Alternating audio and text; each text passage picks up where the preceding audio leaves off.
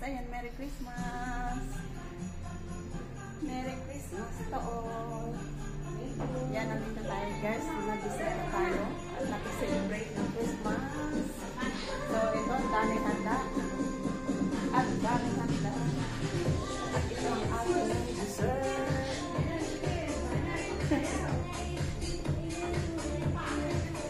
Sorry.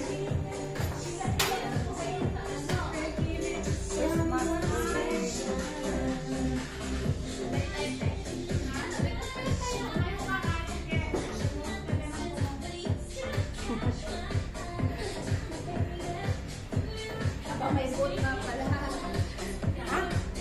Kaya mag-boot. Kaya lang dapat sarado yung lalabas na nakikita. Ang ganda naman o. Ang handa ngayon. Meron tayo ditong pansit. Ayan, beetroots with olives. Ayan, special puto. Ayan guys.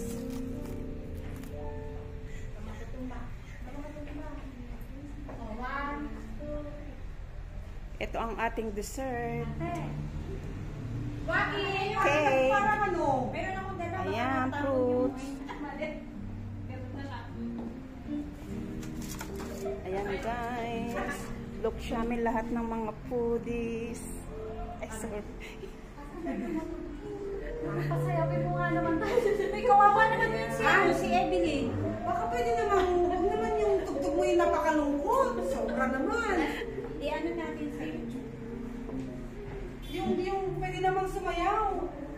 Magkita tayo. Doon sa isang sarap mo kayo dali. Ay, dito.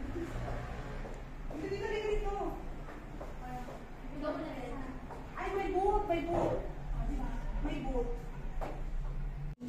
Yan.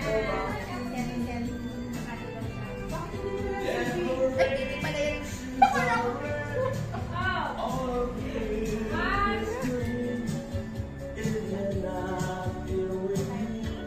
Merry Christmas!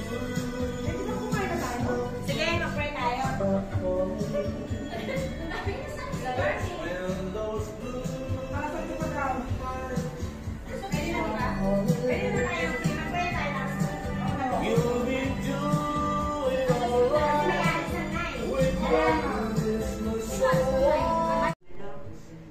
Christmas Eve. At alam naman ang bawat isa kung ano yung ating sineselebrate. Alam ba natin?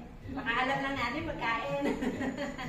So, si Jesus ang reason bakit tayo nagkatipon-tipon sa mga sandaling ito. At we are blessed kasi tayo natin food, we are blessed, tayo ay malulusog. Alam ko gutom na kayo, pero ano lang, ilang minuto lang ano. So, madali lang naman mag-search sa Google ano kung ano ibig sabihin ng Christmas. Pero sa mga sandaling ito ay nais kong muling paalala sa bawat isa bakit tayo ay may Christmas.